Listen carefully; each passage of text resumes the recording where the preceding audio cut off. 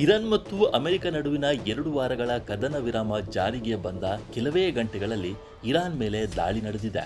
ಇದರಿಂದ ಇರಾನ್ನ ಲವನ್ ದ್ವೀಪದಲ್ಲಿರುವ ತೈಲ ಸಂಸ್ಕರಣಾಗಾರಕ್ಕೆ ಹಾನಿಯಾಗಿದೆ. ನಿನ್ನೆ ಸ್ಥಳೀಯ ಸಮಯ 10 ಗಂಟೆಯ ಸುಮಾರಿಗೆ ಇರಾನ್ನ ತೈಲ ಸಂಸ್ಕರಣಾಗಾರದ ಮೇಲೆ ದಾಳಿ ನಡೆದಿದೆ. ಯಾವುದೇ ಸಾವು ನೋವುಗಳು ವರದಿಯಾಗಿಲ್ಲ. ಬೆಂಕಿಯನ್ನು ನಿಯಂತ್ರಿಸಲು ಮತ್ತು ಸ್ಥಳವನ್ನು ಸುರಕ್ಷಿತಗೊಳಿಸಲು ಅಗ್ನಿಶಾಮಕ ತಂಡಗಳನ್ನು ತಕ್ಷಣವೇ ನಿಯೋಜಿಸಲಾಯಿತು. ಅದಾದ 1 ಗಂಟೆಯೊಳಗೆ ಇರಾನ್ ಯುನೈಟೆಡ್ ಅರಬ್ ಎಮಿರೇಟ್ಸ್ ಮತ್ತು ಕುವೈತ್ ವಿರುದ್ಧ ಪ್ರತೀಕಾರದ ಕ್ಷಿಪಣಿ ಮತ್ತು ಡ್ರೋನ್ ದಾಳಿಗಳನ್ನು ನಡೆಸಿತು. ಯುನೈಟೆಡ್ ಸ್ಟೇಟ್ಸ್ ಮತ್ತು ಇರಾನ್ ನಡುವೆ ಮಂಗಳವಾರ ಘೋಷಿಸಲಾದ ಕದನ ವಿರಾಮ ಒಪ್ಪಂದದ ಹೊರತಾಗಿಯೂ ಈ ದಾಳಿ ಸಂಭವಿಸಿದೆ.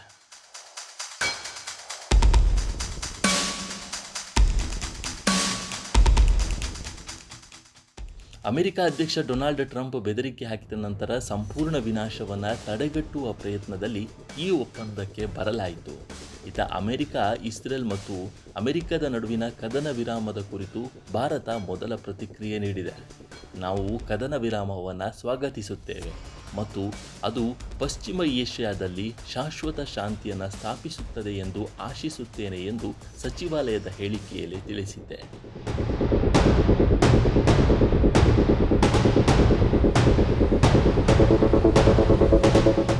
ನಾವು ಹಿಂದೆ ಪದೇ ಪದೇ ಹೇಳಿದಂತೆ ನಡೆಯುತ್ತಿರುವ ಸಂಘರ್ಷವನ್ನು ಸಾಧ್ಯವಾದಷ್ಟು ಬೇಗ ಕೊನೆಗೊಳಿಸಲು ಉದ್ವಿಗ್ನತೆಯನ್ನು ಕಡಿಮೆ ಮಾಡುವುದು, ಸಂವಾದ ಮತ್ತು ರಾಜತಾಂತ್ರಿಕತೆ ಅತ್ಯಗತ್ಯ ಎಂದು ಸಚಿವಾಲಯ ಹೇಳಿದೆ.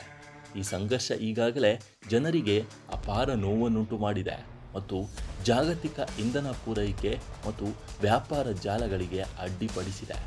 ಹಾರ್ಮುಜ್ ಜಲಸಂಧಿಯ ಮೂಲಕ ಸಂಚಾರ ಮೊದಲಿನಂತೆಯೇ ಯಾವುದೇ ಅಡೆತಡೆ ಇಲ್ಲದೆ ನಡೆಯುತ್ತದೆ ಎಂದು ಭಾವಿಸಿದ್ದೇವೆ ಎಂದು ತಿಳಿಸಲಾಗಿದೆ.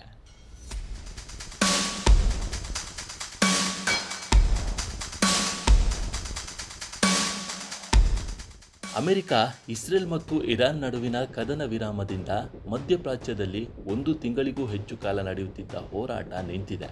ಇರಾನ್ ಐತಿಹಾಸಿಕ ವಿಜಯ ಸಾಧಿಸಿದೆ.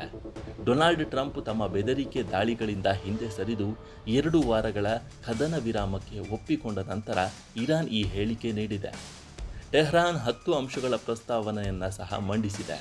ಅದನ್ನು ಅಮೆರಿಕ ಒಪ್ಪಿಕೊಂಡಿದೆ ಎಂದು ಹೇಳಿದೆ. ಈ ವಿಡಿಯೋ ನಿಮಗೆ ಇಷ್ಟ ಆಗಿದ್ದರೆ ಲೈಕ್ ಮಾಡಿ, ಶೇರ್ ಮಾಡಿ ಮತ್ತು ನಮ್ಮ ಚಾನಲನ್ನು ಸಬ್ಸ್ಕ್ರೈಬ್ ಮಾಡಿ.